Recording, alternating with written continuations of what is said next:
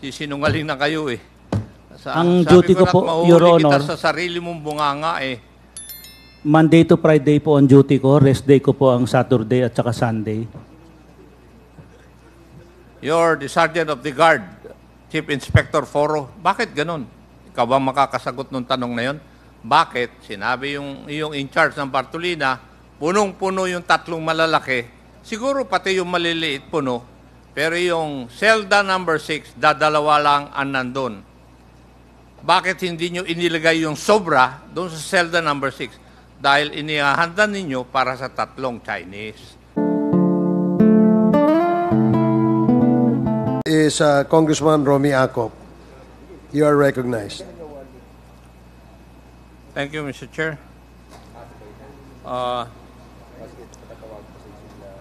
Commissioner Leonardo, you're a member of Class 96 PNPA. Yes, Mr. Chair. And you availed of early retirement. Yes, Mr. Chair. When was that? I retired from the service 2022 February 14. February 14 of 2022. 2022. I withdraw my previous statement, Your Honor. I retired as early as 2020, I think, Mr. Chair. I'm not sure. 2020.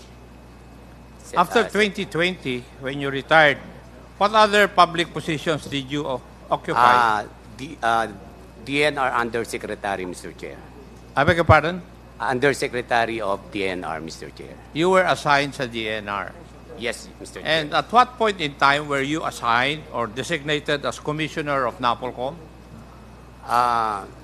I was appointed February 14, 2022, Mr. Chair, Vice the General Serapio, Mr. Chair.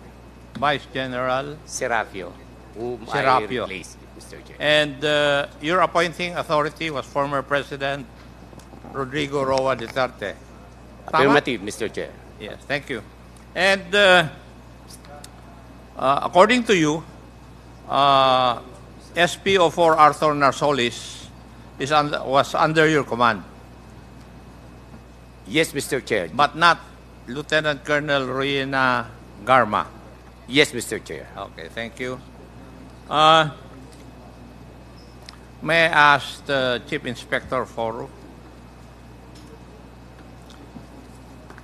kung nagko-conduct po kayo ng galugad sa isang selda, sino po ang nag-uutos nun? Superintendent po, Your Honor.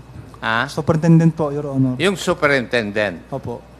At ang paggagalugad ninyo, may scheduled at saka may unannounced. Tama po, Your Honor. Tama? Tama po. May schedule at saka unannounced. Sino po yung nagko-conduct ng galugad? Usually po, kami po, ako kasi yung commander of the guard. So, ikaw. Opo. Now, yung araw na ginalugan ninyo, yung selda ni Andy Magdadaro at saka si Tata Tan, sino po ang nag-utos? Yung aming superintendent po. Sino yung superintendent ninyo? Superintendent Gerardo Padilla po. Nasaan na nga ba si Colonel Padilla, Superintendent Padilla?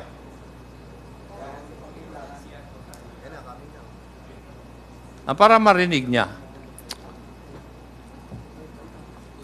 So, ang nag-utos na paggalugad sa selda ni na Andy at saka si Tata ay yung superintendent ng penal colony.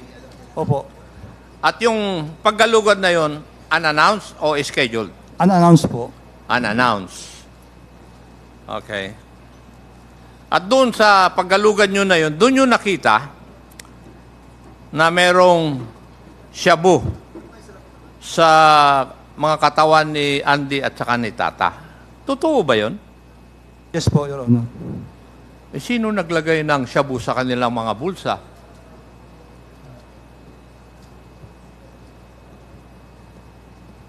Hindi ko po alam, Your Honor.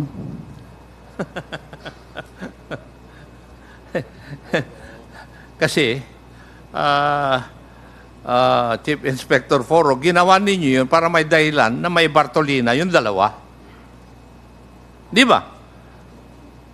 At kung nahuhulian nyo ba ng shabu, talagang normal na sa Bartolina nyo sila dadalhin?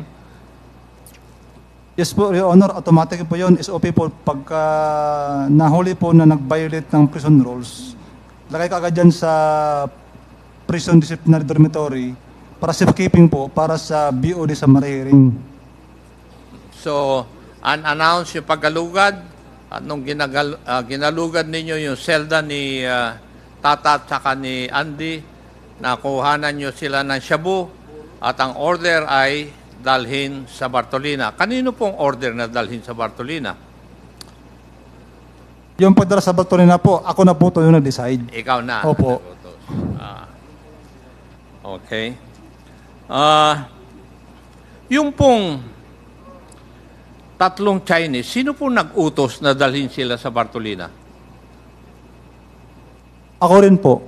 Bakit mo dinala sa Bartolina yung tatlo? Dahil nahulihan po sir ng cellphone, yung baraha, at saka pocket wifi po.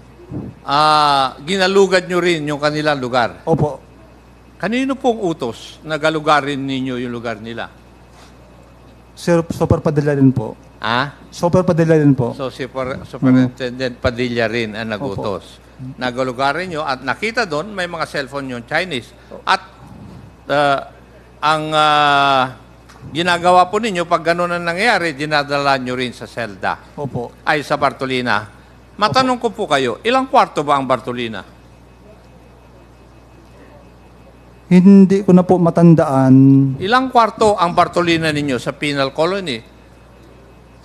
Dito rin po yung dating in charge, Your Honor, baka pwede natin pong tanungin si Inspector Glassy kasi siya po yung nakasign doon sa... Nandiyan ba siya? Dito po. Doon po. Congressman Acop, I'll just would like to ask the resource person if he has taken his oath. Comsec, nag-oath na ba si Mr. Can you please administer his oath? Please stand and please raise your right hand. Do you swear to tell the truth, the whole truth, and nothing but the truth in this congressional inquiry? So help you God. Yes. Thank you, Comsec. Please proceed, Congressman Acop. Kindly state your name. I am Corrections Inspector Jerome Glassy po. Yeah, iho. Ilang kwarto yung Bartolina ninyo sa Davao Penal Colony? 6 po. 6. Nung araw na yun, puno ba yung Bartolina ninyo? Lahat po may laman, tapos yung cell number 6 lang po ang 2 lang ang nakalagay. Yung 6, yung 5, puno. When you say puno, ilang tao yun?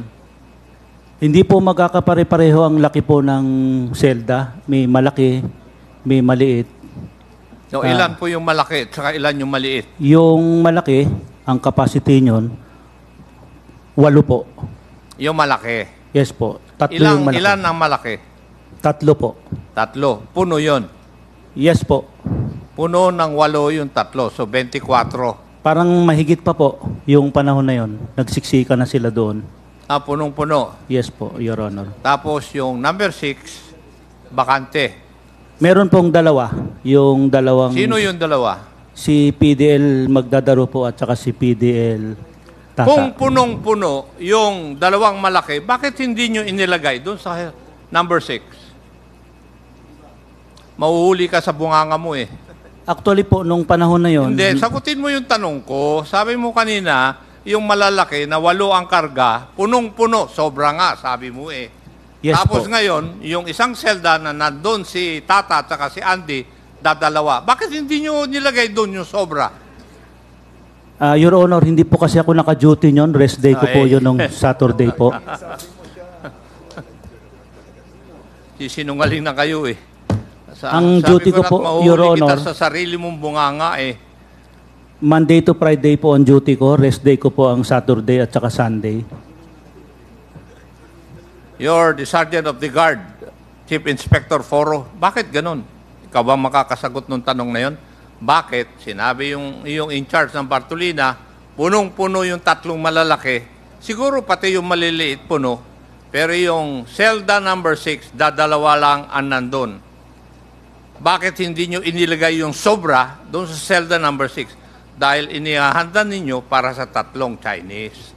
Sasama nyo nga sa 2 eh. Di ba? Your Honor, hindi ko po alam yung sa laman ng silda. Hindi mo alam Hindi- yung hindi ko naman po- kasi mayroon din po ako ng charge. Tinuturo niya, hindi niya alam, hindi raw siya naka-duty. Sino ba ang naka-duty talaga? At sino nakakaalam? Meron po tayong keeper doon, regular, Your Honor. Kasi nakikita ko merong plano na ito eh. Wala pa dun sa umpisa. May conspiracy. Hindi ko po alam, Your Honor. Yun ang depensa mo. Pero sa darating siguro na araw, baka makahagilap kami ng ebidensya na alam mo. Di ba? Yeah. Now, Superintendent Padilla, do you know Colonel Garma personally? No, Your Honor. No. And that is precisely the reason why hindi kanya matawagan. Si Jimmy La Fortesa, kaklase niya eh. Kaya siya ang tinatawagan. Hindi ba logical lang 'yon? Bakit kanya tatawagan? Hindi ka naman niya kakilala eh. Kaya yung depensa mo na may cellphone ka naman, bakit ka hindi tinawag? Hindi ka tatawagan dahil hindi kayo magkakilala eh. Yung depensa mo mahina. Yes, Your Honor. Pero Yes. wala pong nangyari na... Wala, hindi ko tinatanong 'yon. Nagsasabi ako sa iyo na hindi ka pwedeng tatawagan dahil hindi kayo magkakilala. Yun ang depensa mo kanina eh. Di ba? Hindi ka tatawagan dahil hindi kayo magkakilala. Si La Fortesa, si Jimmy, kakilala niya dahil magkaklase sila sa PNPA. So siya ang tatawagan. So pwede talagang mangyari yung istorya ni Jimmy La Fortesa na tinawagan siya ni Garma, inilapit o binigay sa iyo yung cellphone niya para makausap mo si Colonel Garma. That is very possible. Pero yung tatawagan kanya, malabo. Hindi ba? Would you agree? Superintendent Padilla? Would you agree? Ano yung tango mo? Sagutin mo. Would you agree? Nandiyan ang mikropono. Yes, Your Honor. Yan. You answer when we ask you questions. Otherwise, I will cite you in contempt. Sorry, Your Honor.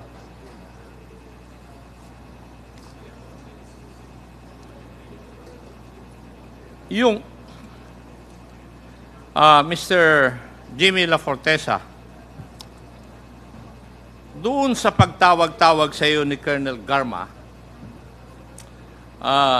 para bang pinahihiwatig sa iyo na meron silang gagawin sa loob ng Davao Penal Colony. Would you agree? Yes, Your Honor. Yes. At ilang beses kang tinawagan, pati yung pagbibigay ng pagkain at sigarilyo kay Tata at kay Andy. Yes, Your Honor. Pero yung eksaktong gagawin, hindi mo alam. No, Your Honor. No. Okay. So, nung nangyari yung event, sino ang unang nakaresponde doon sa Bartolina? Ako po, Your Honor. Kayo. Opo. Yung pagdating ni Superintendent Padilla, ilang minuto bago dumating siya? Siguro mga 5 minutes or less than 5 minutes, Your Honor. 5 minutes saka 10 Opo. minutes. At ano po ang directive ni Superintendent Padilla pagdating niya?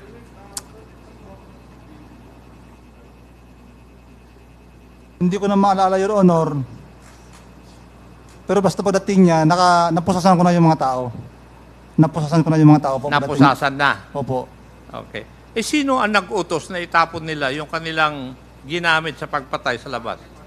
Ako po, Your Honor. So, ikaw? Opo. Okay. Nung natapos yun, dinala nyo sa IS investigation section. Opo. Yung may ibig sabihin nun? Opo, Your Honor. Okay. At inimbestigahan ninyo? Tinanong namin po, Your Honor, kung anong dahilan, bakit nila sinaksak, pinatay yung mga Chinese. Hindi. Inimbestigahan nyo at pinailan ng kaso? Yes, Your Honor, meron kaming investigation section na siya po nag-iimbestiga. Sila nag-imbestiga, pinailan ba sila ng kaso? Doon sa pagpatay? Hindi ba? Gumawa sila ng krimen eh. Yung aming mga PDL po? Yeah, yung mga- Opo, pinalan sila ng kaso po.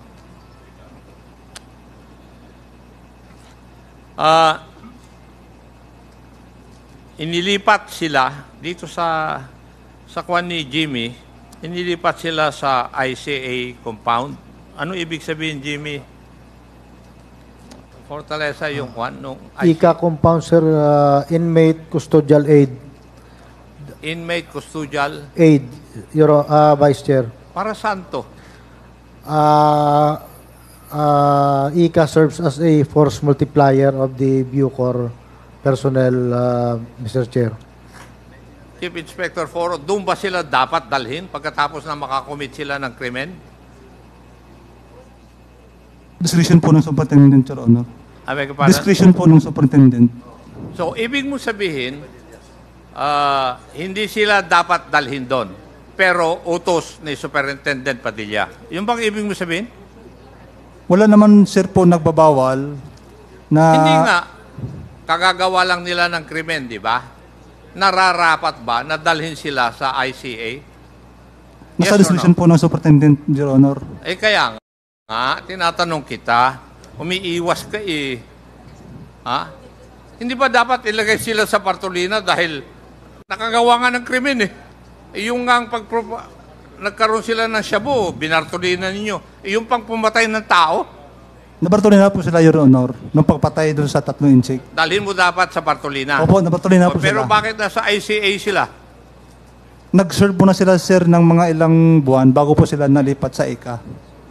Na Bartolina muna sila ng ilang buwan Opo, bago napunta sa ICA? opo, Pagkatapos ng krimen? opo. Tata, totoo ba yun? Na dinala, pagkatapos ng krimen, dinala, at imbestigasyon, dinala kayo sa Bartolina? Opo, mabibilang lang po yung araw na nandoon kami sa loob. In-outsell kami. Labas ng Bartolina. Habang naghihintay kami ng correction order po na maika kami. Mga ilang araw yun? 2 linggo, 3 linggo lang kami sa loob, sir. Labas namin kaagad. Sa outsell lang tawag doon, outsell. Pero yung pag-Bartolina at paglabas sa Bartolina, yung superintendent ng penal colony ang nag-uutos. Yes po. Okay. Thank you, Mr. Chair. Yun lang po ang aking mga katanungan.